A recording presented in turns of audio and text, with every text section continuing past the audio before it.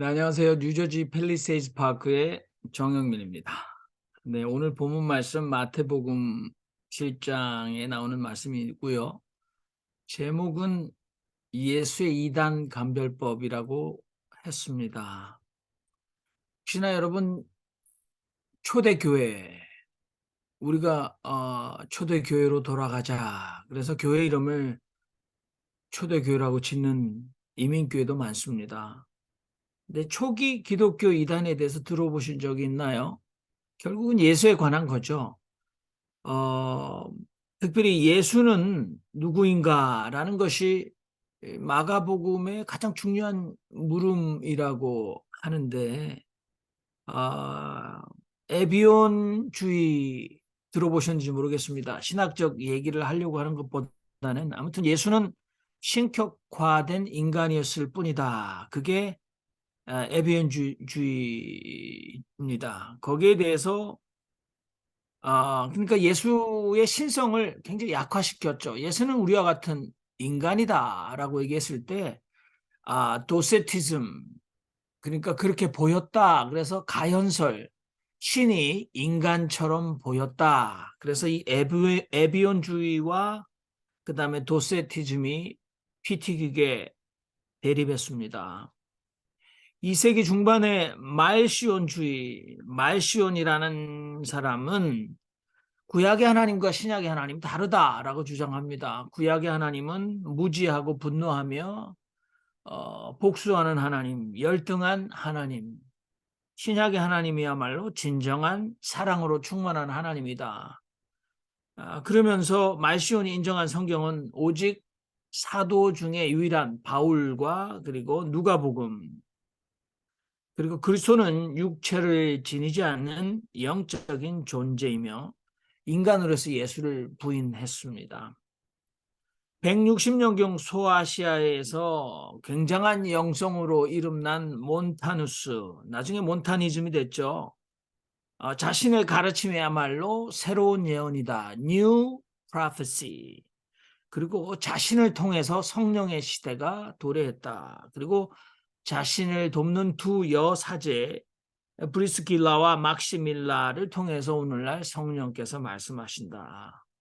뭐 여러분들 4세기에 들어서면 아리우스와 아타나시우스 논쟁은 더 이상 말할 필요가 없겠죠. 아리우스 알렉산드리아의 기독교 신학자였고 교회 지도자였습니다. 그는 성자 예수는 영원한 존재가 아니라 단지 인간일 뿐이며 성부 하나님께 종속된다. 그래서 성자는 하나님과 유사한 본질을 가졌을 뿐이다라고 얘기합니다. 여기에 대해서 사실 많은 사람들이 예수의 인성만을 인정하게 될 때 그리스도의 신성을 부인하는 이 아리우스주의에 대해서 대항한 사람이 아타나시우스 젊은 신학자였죠. 그는 이집트의 민족 지도자며 교회 정치가고 삼위일체 교리를 정립한 정통신학자다 이렇게 평가받습니다. 그는 예수는 동일한 하나님과 동일한 본질을 가졌다. 동일한 본질, 호모 우시우스, 유사 본질, 호모이 우시우스. 아직까지도 이 문제는 해결되지 않았을까요? 니케아 1차 공의회 325년에 콘스탄틴 대제가 소집을 했는데 1차 니케아 공의회에서 아리우스는 이단으로 결정됐습니다. 예수 시대에도 이단이 없었을까요? 예수 자신도 이단으로 사람들에게 치부당했습니다. 나사렛 예수가 그 당시에 많은 사람들에게 가장 대중적으로 각인된 나사렛 예수의 정체는 매지션, 마술사였어요. 그래서 예수는 귀신의 왕 바알세불의 힘으로 기적을 행한다. 마태복음뿐만 아니라 베드로후서에도 거짓 선지자들, 거짓 선생들, 오늘도 거짓 예언자들을 살펴라. 그들은 양의 탈을 쓰고 너희에게 오지만 속은 굶주린 이리들이다. 늑대들이다. 이렇게 얘기하고 있지 않습니까? 그런 사람들이 없었다면 왜 마태복음이 이것을 경고로 기록했을까요? 바울은 어땠습니까? 누가복음의 저자인 사도행전 24장에 보면 바울을 향하여 우리가 보니 이 사람은 연병이다. 옛날에 최순실을 향해서 누가 연병이라고 지나가는 최순실을 향해서 소리친 적이 있는데요. 바울도 사람들에게 이 사람은 연병이다. 천하에 퍼진 유대인들을 다 소욕해 하는 자요. 나사렛 이단의 괴수다. 그리고 그는 성전을 더럽게 하려고 해서 우리가 잡아왔다. 이런 공소장이 있습니다. 그러니까 바울도 나사렛 이단의 우두머리다 이렇게 인정받았던 거죠. 뭐 중세 마녀 사냥 말해서 뭐 하겠습니까? 기록에만 10만 연약한 늙은 힘없는 여인들이 마귀 할멈 마녀라고 낙인 찍혀서 죽음을 당했고요. 추측하는 사람은 900만 명의 여성들이 힘없는 여성들이 교회에 의해서 이단이 되었을 거다라고 얘기합니다. 여러분들 가장 잘 아는 이단 잔 다르크죠. 그는 시골에서 태어나 읽을 줄도 쓸 줄도 몰랐지만 조국을 위해서 일어나 싸웠던 여인입니다. 그러나 잔 다르크는 신과 직접 교회 권위를 무시하고 신과 직접 소통했다라고 해서 이단으로 종교 재판에 회부됐습니다. 법률과 신학에 박학다식한 성직자 검찰단은 온갖 거짓 증언과 기소로 인하여 그녀를 이단으로 만들어서 결국은 화형으로 태워 죽였습니다. 그리고 그의 시신을 3번이나 불태워 완벽하게 잿더미로 만들어서 세느강에 뿌렸다고 하는데요. 20세기가 되어서야 겨우 성인으로 추앙받았다고 합니다. 저는 사실 외부에서 이단보다는 기독교 내부의 이단이 훨씬 많았다라고 생각합니다. 결국 서구의 기독교는 항상 자기 절대화의 유혹에서 빠져나가지 못했습니다. 자기 절대화의 유혹, 바로 그것이 오늘 이단을 양상하는 근본적인 동기가 아닐까요? 서구 기독교는 엄청난 도전에 직면했습니다. 첫 번째는 그리스 철학의 도전이었고 두 번째는 근대 과학과 역사학의 도전이었습니다. 그리고 세 번째로는 동양 종교들과의 본격적인 만남으로 서구 기독교는 도전을 받습니다. 말씀을 줄이겠습니다. 제도권 교회가 어떻게 인간의 자유로운 사고를 억압해 왔는지, 제도권 교회가 어떻게 내세를 위해서 현세를 희생시키고 하늘을 위해서 땅을 수탈하고 영혼을 위해서 육체를 폄하하고 인간 소외를 조장했는지 우리는 역사를 통해서 알 수 있습니다. 인류 역사를 대부분 지배해온 신화적 사고. 그런데 그 신화와 역사를 집단 지상들은 구분하기 시작했습니다. 과학적 진리에 명백하게 반하는 성서의 기록들을 사실적 진리라고 고집하는 것은 신앙이 아닙니다. 뿐만 아니라 성서의 기록을 문자적으로 믿는 것을 신앙으로 간주하는 것도 온전한 신앙이 아닙니다. 우리 오클랜드에 계시는 신성남 집사님도 말씀하셨는데 야살의 책에 보면 기도했더니 태양이 중천에 머물러 거의 온종일 내려오지 않았다는 사건이 있는데요. 창조 과학자는 야살의 책에 기록된 해가 중천에 머문 시간을 계산해서 23시간 20분, 그리고 히스기야 왕이 병들어 죽게 되어 회개하니 다시 살아나고 3일 만에 성전에 올라갈 때 그 증표로서 일령표의 그림자가 10도 뒤로 물러가도록 하나님께서 해를 뒤로 돌렸는데 그것이 정확하게 40분이다. 그래서 창조과학자들은 야살의 책에 기록된 23시간 20분과 일령표의 10도 해가 뒤로 물러간 40분을 합해서 정확하게 잃어버린 24시간을 찾았다. 그래서 현대과학을 통해서도 하나님의 전지전능함이 증명된다라고 얘기하고 있습니다. 저는 성경의 문자 우상주의, 성서 근본주의, 그것이 비블리시즘입니다. 그리고 신앙 절대주의, 그것이 영어로 하면 피데이즘입니다. 그러나 오만한 과학주의, 사이언티시즘입니다. 과학을 절대시하는 과학 만능주의, 과학 근본주의도 우리가 견제해야 합니다. 뉴턴의 물리학이 수세기 동안 과학적 진리로 군림했지만 아인슈타인의 상대성 이론과 절대 시간, 절대 공간이 존재하지 않는다는 양자 역학 앞에서는 힘을 못 씁니다. 제가 여러 가지 이야기를 던져 놓습니다만 우리가 토론할 때 정리해 보면 좋겠습니다. 아무튼 오늘 예수께서 우리에게 주신 이단 감별법은 열매면 안다. 씨 자체는 알 수 없다. 그 씨가 수박인지 호박인지 알 수 없다. 그러나 나중에 싹을 틔우고 열매를 맺으면 그것이 수박인지 호박인지 알 수 있다라는 굉장히 교리적인 철학적인 감별법이 아니라 굉장히 단순하고 명쾌한 이단 감별법을 우리에게 던져주고 있습니다. 이것은 우리 내부를 향한 눈으로 우리는 기독교 내부에 있는 수많은 제가 말씀드리는 신앙 절대주의, 성경 문자 우상주의, 성서 근본주의 또는 오만한 과학주의를 어떻게 감별하고 균형 잡힌 신앙으로 우리 자신을 새롭게 할 수 있을까요? 그것이 저의 오늘 여러분과 나누고 싶은 고민입니다. 이상입니다. 예, 너무 감명 깊게 잘 들었습니다. 그러면 찬송가 한 편을 들으면서 우리가 어떠한 토론과 질문과 내용을 할지 찬송가 내 영혼이 은총받아 들어보겠습니다.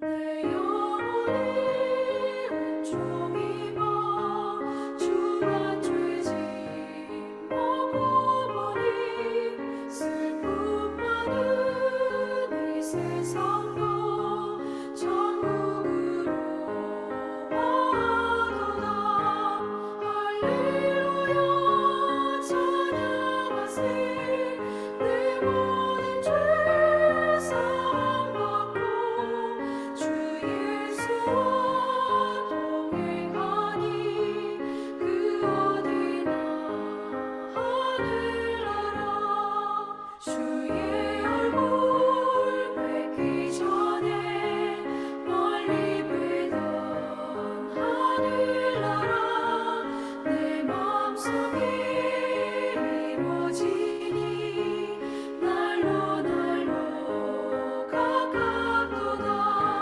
할렐루야 찬양하세 내 모든 죄 사함 받고 주 예수와 동행하니 그 어디나 하늘나라.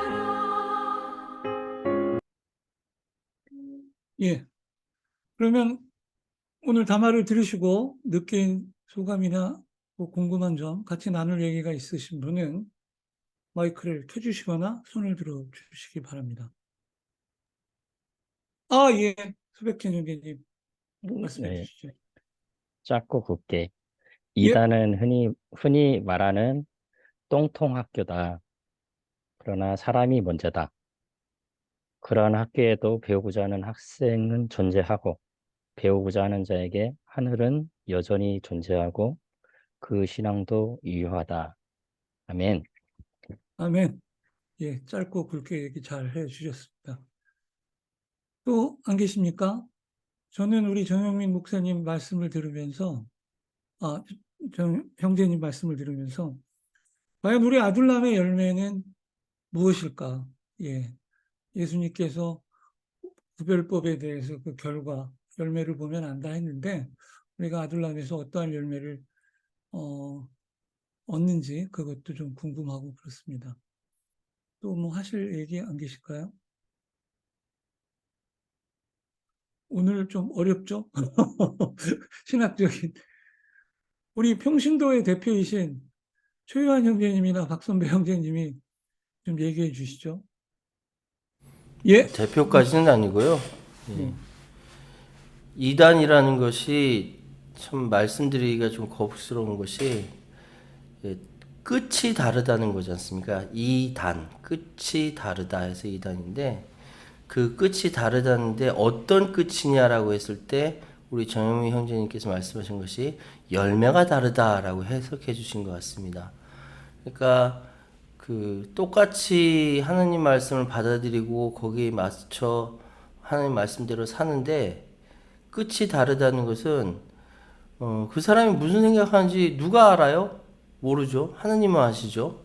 그런데 겉으로 표현되는 것들은 다 은혜롭고 다 감사하고 온화하고 다 그럴 수 있지만 그 사람이 겉으로 드러나는 것과 달리 끝이 다른 생각, 그것이 내 자신이 드러나고 하느님이 아니라 내 어떤 욕심이 드러나고, 그래서 사실은 사람의 행위를 통해서 알 수 있다라고 하지만 그 행위조차도 저는 잘 봐야 한다.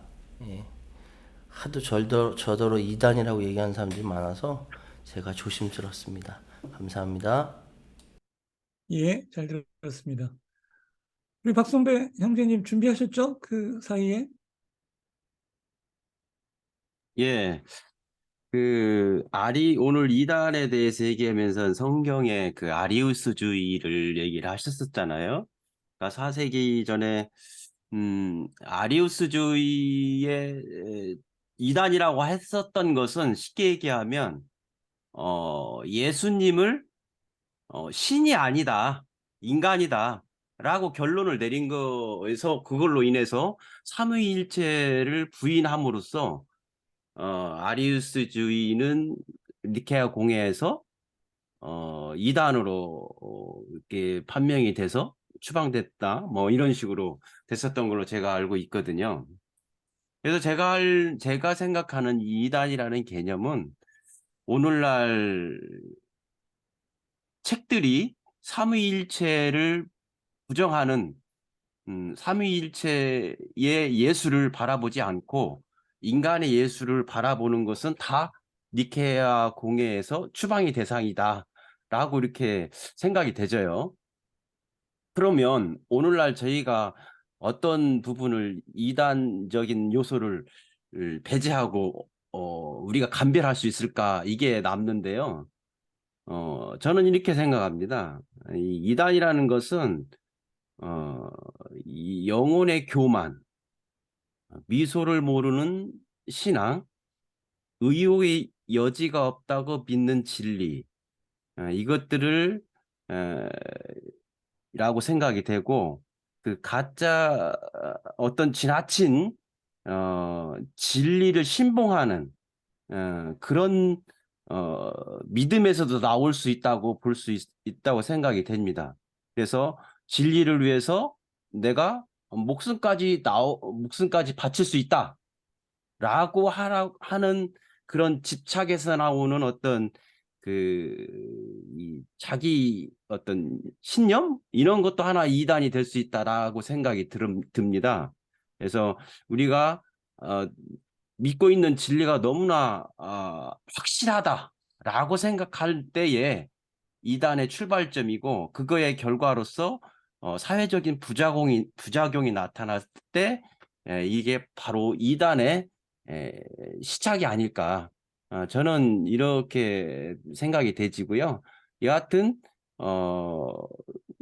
그 삶에서 어떤 그 평화와 사랑과 분열을 조장하는 그런 어떤 진리라든지 사상이라든지 이런 것은 이단의 범죄에 속하지 않을까, 저는 이런 생각을 합니다. 예, 이상입니다.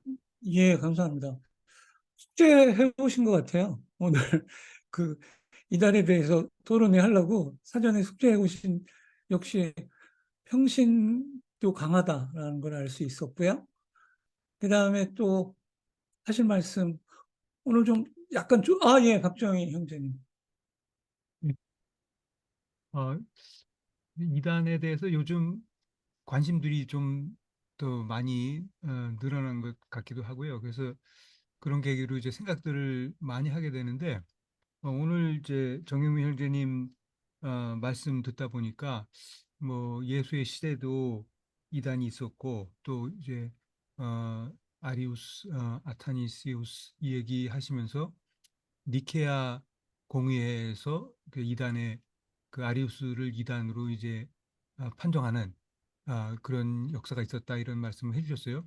그러고 보니까 우리가 좀 알 수 있는 것이 저런 게 이단이야. 좀 믿음이 저 사람 이상해.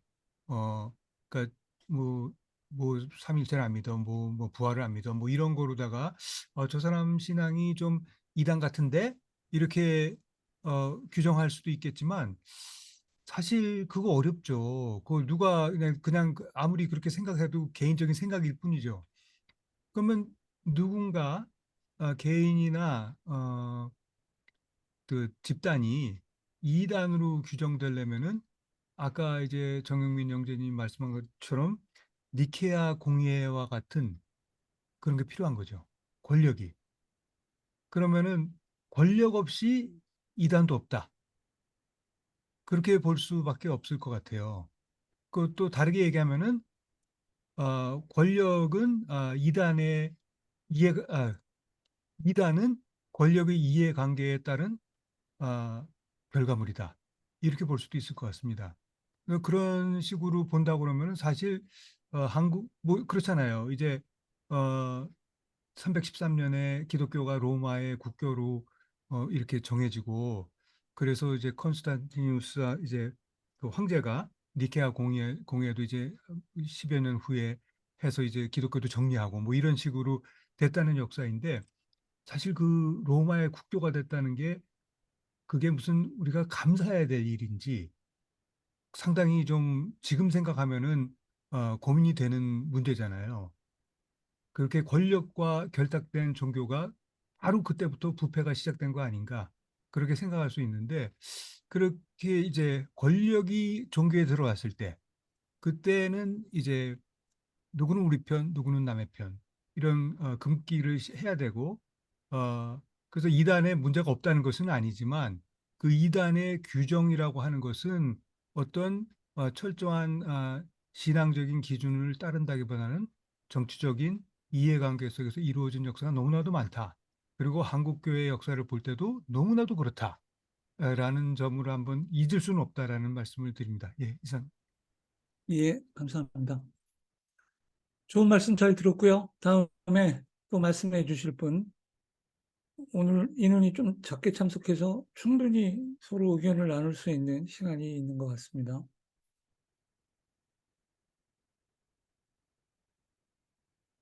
예, 기다리겠습니다. 예, 양보영 대표님. 제가 할까요? 아니, 박 선생님 지금 금방 박정희 형제님께서 너무 좋은 말씀하셨어요. 이단이 뭐냐면 권력을 갖다 탐할 때 이단이 되는 거예요. 그러니까 우리나라에서도 지금 이단이 문선명이나 뭐 박장로만 이단이 아니라 지금 생각하면 장경동이도 권력을 탐했기 때문에 누구야 지금 유명한 사람 누구죠? 강화문에서 떠드는 사람? 정강훈이랑 손잡았잖아요. 그런 사람도 나는 이단이라고 생각해요. 그 사람들이 그 이단이라는 게 그래서 우리나라가 지금 퇴폐적으로 나가는 게 정말 기독교를 망치고 있는데 젊은 애들의 그 애들이 하고 여기서 보면 젊은 애들한테 물어보면은 너무너무 기독교를 정말 다 싫어하더라고요. 그리고 뭐 예수회가 사실은 이단인데 예수회가 이단이 아니라고 막 그러는 거예요. 그래서 오늘 만난 그 젊은 청년도 예수회 얘기를 하면서 역사학자인데 예수회를 갖다 많이 있는데 제가 예수회를 많이 그 목사님한테 제가 성경 공부를 여러 번 했어요. 한 몇 달 했는데 예수회는 기적을 안 믿어요. 성경에 일어나니까 성경 말씀을 안 믿는 사람이 이단인데 그 사람이 어떻게 이단이 아니라고 막 이러는지 그것도 모르고 하여튼 성경 말씀을 갖다가 뭐 믿어도 권력을 탐하고 돈을 탐하고 그러고 이제 하나님의 그 살라고 하는 원칙적으로 안 살면 그게 이단인 것 같아요. 그러니까 뭐 한 여자랑 결혼해서 살아야 되는데 여러 여자를 거느리고 산다든가 이런 게 이단이죠, 즉. 그러니까 우리나라에서 정말 지금 이단이 너무 많이 큰 교회가 너무 이단으로 돼가고 있어요. 권력을 탐하니까 정치 권력을 탐해갖고 아주 세속화시키고 자기네 그 목사님 애들 치고 뉴욕에 안 와 있는 사람 없는데 그렇게 너무 큰 돈을 갖고 그 목사님 애들이 제일 화려해요. 그런 거 보면은 정말 이단이 왜 이렇게 돈을 좋아하면 이게 이단으로 다 되는 겁니다. 감사합니다. 예, 감사합니다. 예, 이제 몇 분 안 남으셨는데 말씀해 주실 분은 마이크를 예, 신성란 형제님.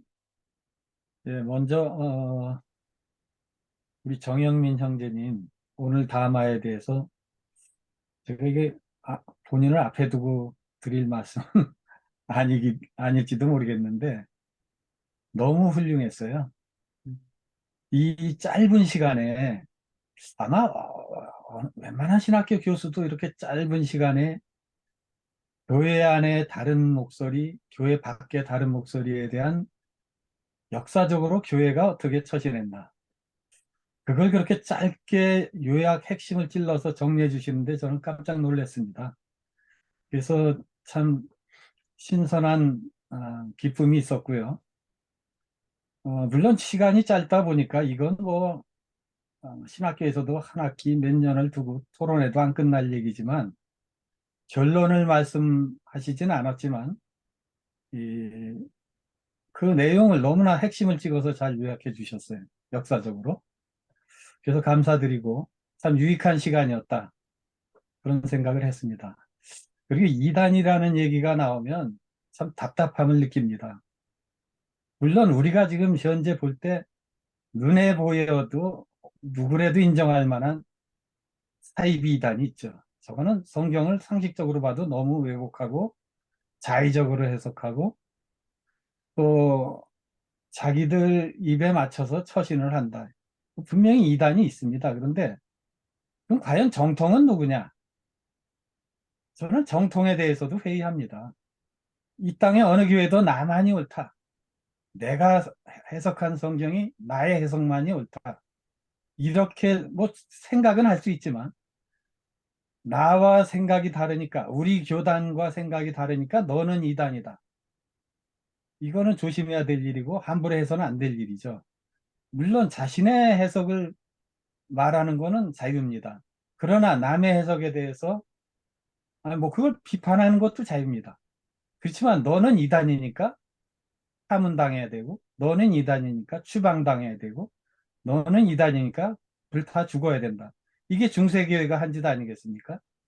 그러니까 아리우스파에 대해서 초대교회에서도 너는 우리와 해석이 다르다, 그 입장만 분명히 하면 되는 건데 뭐 쫓아내가지고 뭐 아예 그냥 추방을 시키지 않았습니까?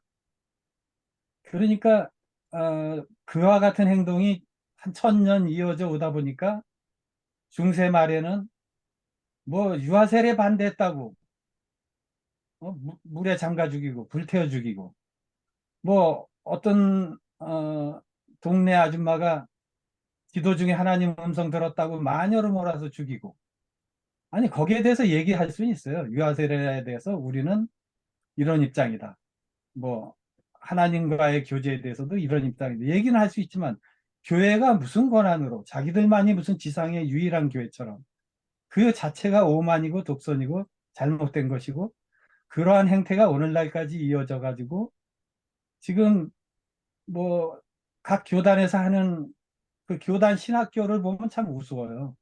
자기 신학교마다 다른 소리를 하고 있는데 자기 신학교와 다른 소리 하면은 그 교수 잘리고 쫓아내고 파문시키고, 왜 개신교는 이런가? 이게 하나의 기득권화된 이익 집단이 돼버렸죠. 교회가 왜 이익 집단이 돼야 되냐? 누구나 자기가 신앙 양심을 걸고 성경을 이해한 걸 얘기할 수 있고 거기에 대해서 질문하고 답하고 토론할 수 있는 이런 자유 공동체가 돼야 되는데, 교회가 교조화되고 어떤 특정 신학이 아니면은 그 사람은 쫓겨나야 되고, 그게 오늘날까지 그렇게 왔다는 거죠. 그래서 우리는 이거에 대해서 깊이 반성을 해야 되고, 짧게 줄이겠습니다. 한국교회도 초기에 순복음교회 보고 이단이라 그랬어요. 특히 장로교 쪽에서 그랬습니다. 근데 요즘 보니까 서로 교단, 그 강단을 왔다 갔다 교류도 하고 뭐 잘 지내고요. 그러니까 상대가 힘이 생기고 커지니까 이제 이단 소리 쏙 들어갔습니다. 그러니까 이렇게, 참 한심하죠. 어떻게 보면 한심하고, 우리는, 이단보다 더 무서운 것은, 뭐 이단도 뭐 문제가 있죠. 있는데, 제가 볼 때 사이비입니다. 그리고 이 정통교회가 사이비 얘기를 통 안 하는데, 그 이유를 가만히 보니까 자기들도 사이비 짓을 하고 있거든요. 어? 교인들 돈, 헌금 강요해서 그 돈 가지고, 뭐 학교 짓고 병원 짓고 선교단체 짓고 뭐 이것저것 만들어가지고는 자기들이 이사가 돼가지고 사유화합니다. 그렇게 해서 부자 된 사람들이 한둘이 아니에요. 지금 정치권에도 목사 자녀가 지금 정치권을 흔들고 있어요. 목사들이 직접 나서기도 하고 있고요. 이게 사입이고 이거보다 더 큰 이단이 어디 있겠습니까? 그래서 우리가 함부로 아리우스 아타나시우스가 서로 삼위일체를 놓고 싸웠지만 아타나시우스가 옳다는 보장이 어디 있습니까? 아타나시우스의 해석이 옳다는 어디 자기의 해석일 뿐이죠. 그러니까 참 조심스럽게 말해야 된다, 이단은. 그러니까 우리가 일단 얘기할 수 있는 건 사이비다. 사이비는 눈에 확실히 보이잖아요. 그래서 그런 거에 대해서 어떤 다시 한번 생각할 수 있는 좋은 담화였습니다. 감사드립니다. 예, 감사합니다. 좋은 말씀 잘 들었고요. 이제 한두 분만 더 발언할 수 있는 기회가 있을 것 같으니까, 마감입니다. 예, 김경일 형제님.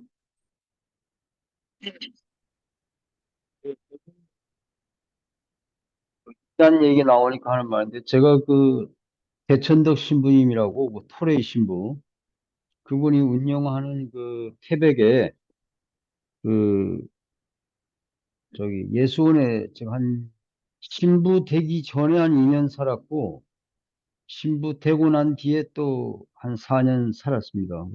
이게 일종의 수도원 공동체죠. 근데 거기서 그 조금 전에 말한 각계 대표들 다 만날 수 있었어요. 뭐 온누리교회, 사랑의 교회 목사님들도 뭐 자주 오셨고, 또 저 포항의 그 한동대 그 창조과학회입니까? 뭐 거기 교수님들, 뭐 정말 온갖 사람들이 오는데 1년에 한 8천 명이 와요. 그 예수원이. 제가 있을 때만 해도. 지금은 또 어떤지 모르겠는데. 이 보면은 정말 어떻게 그렇게 신앙이 정말 다를 수 있을까? 그런 걸 참 많이 느꼈는데, 뭐 하여튼 다들 열심히 살고 있어요. 근데 그 정말 남을 해치지만 않으면 좋겠다. 그런 생각이 들고, 뭐 권력 얘기도 있고 돈 얘기도 있고 뭐 별의별 얘기가 다 있지만, 이 저 전라도 광주에도 보면은 큰 이단 교회가 많아요. 지금 신천지도 제일 큰 곳이 아마 광주입니다. 베드로 지파라 그래가지고. 근데 그 사람들 이렇게 자꾸 만나보면은 뭘 느끼냐면은, 이게 정말 보통 흔히 건강한 교회라는 것도 사실은 이단의 요소, 이단이라 불리는 요소가 다 있구나. 그런 걸 느꼈고, 뭐 신천지 얘기 길게 하다 보면 교회의 부족한 점을 신천지가 좀 메꿔주고 있다. 이런 생각도 들고, 이래서 아까 그 말씀드린 것처럼 열매를 보면 안다. 뭐 이렇게 하는데 참 그 말은 참 좋은데 그 열매를 볼 때까지 시간이 너무 많이 걸리니까 그 와중에 그 민중들이 엄청 방황하는 것을 많이 볼 수가 있습니다.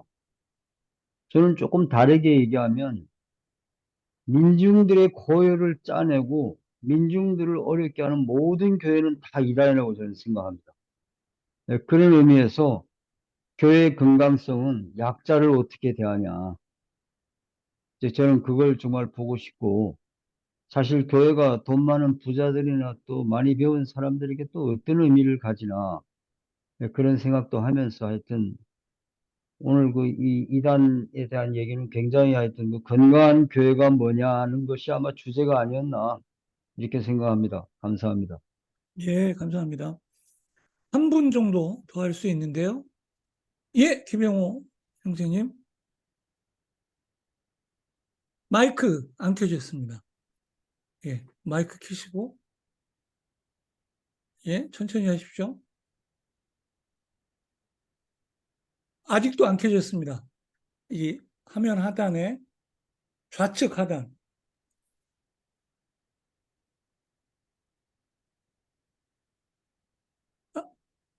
아직 안 됐어요.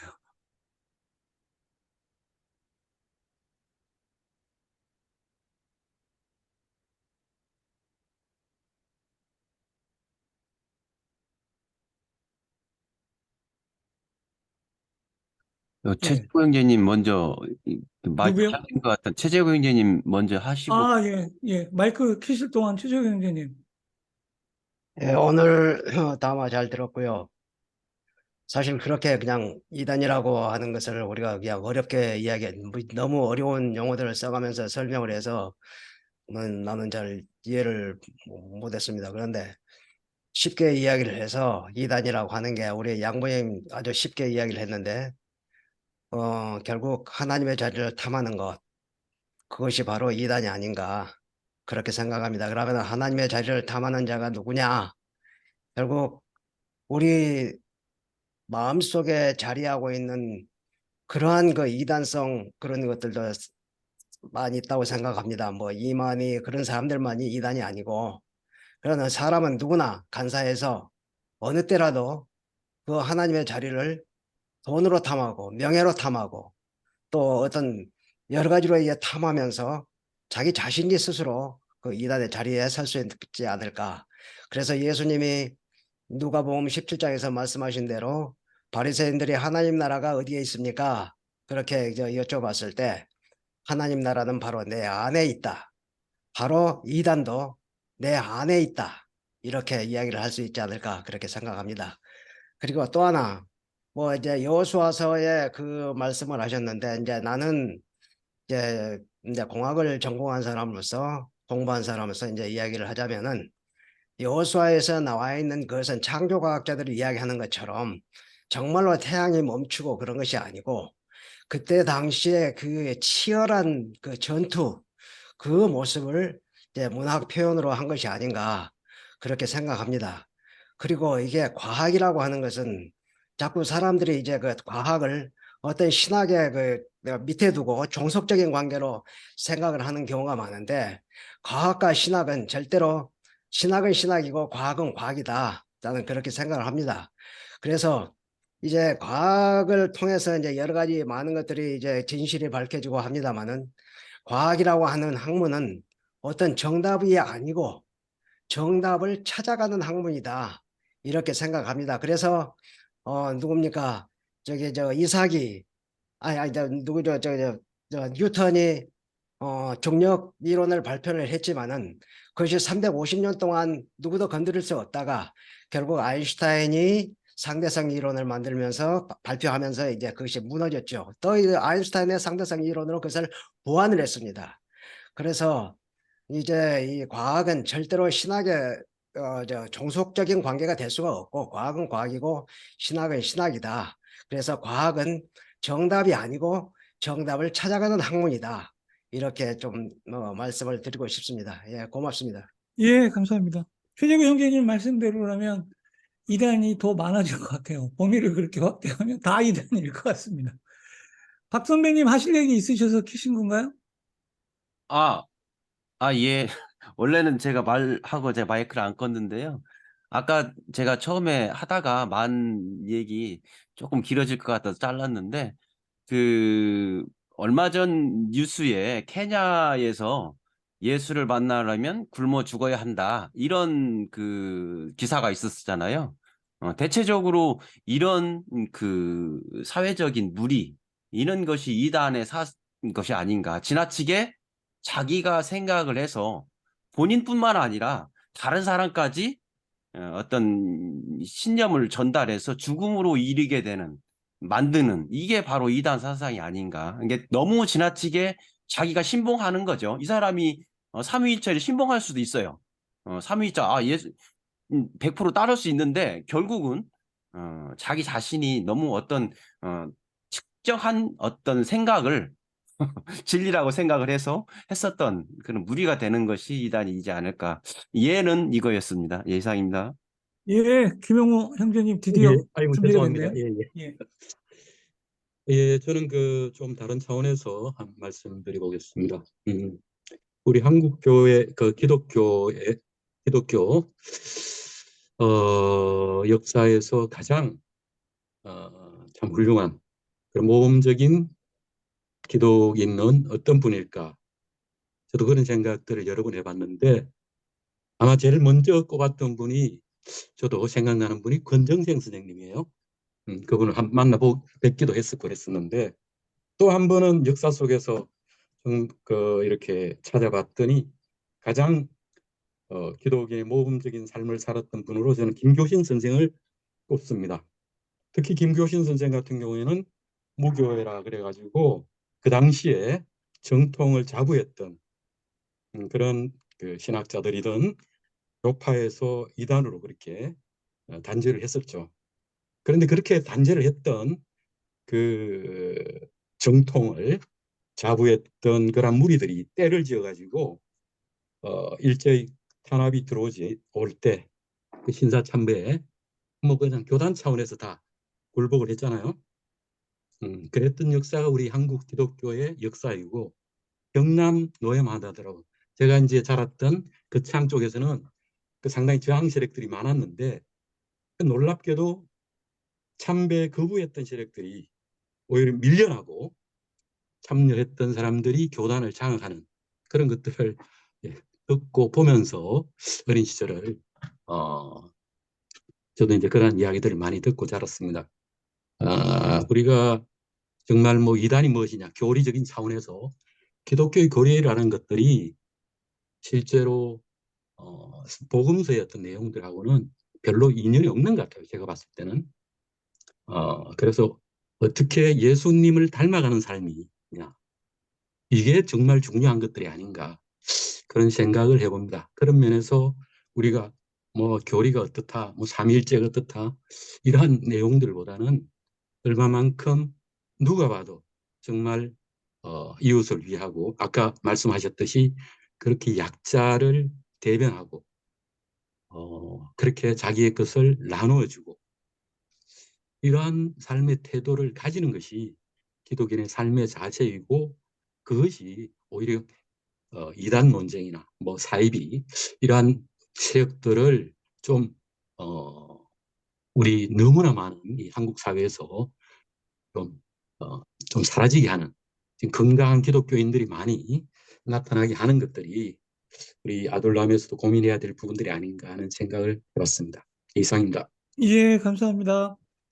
제가 이제 마지막으로 정영민 형제님께서 마감해 주시고 축도 부탁드리겠습니다.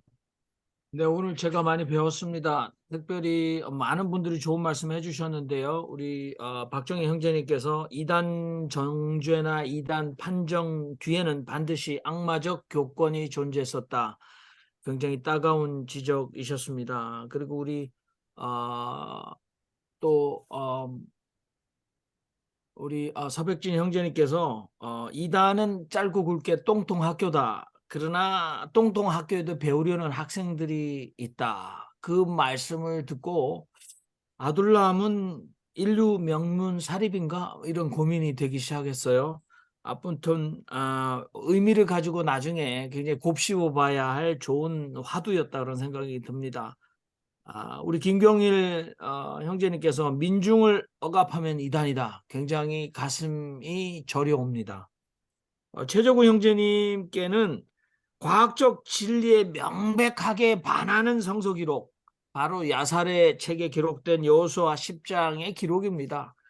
그따위를 사실적 진리라고 우겨대는 것은 이단으로 되려는 지름길이다라고 제가 과학을 폄하하지 않았습니다만은 과학도 견제할 수 있다라는 쓸데없는 얘기를 살짝 해서 과학자이신 최재구 형제님 심려를 건드렸지 않았을까 이런 생각도 해봅니다.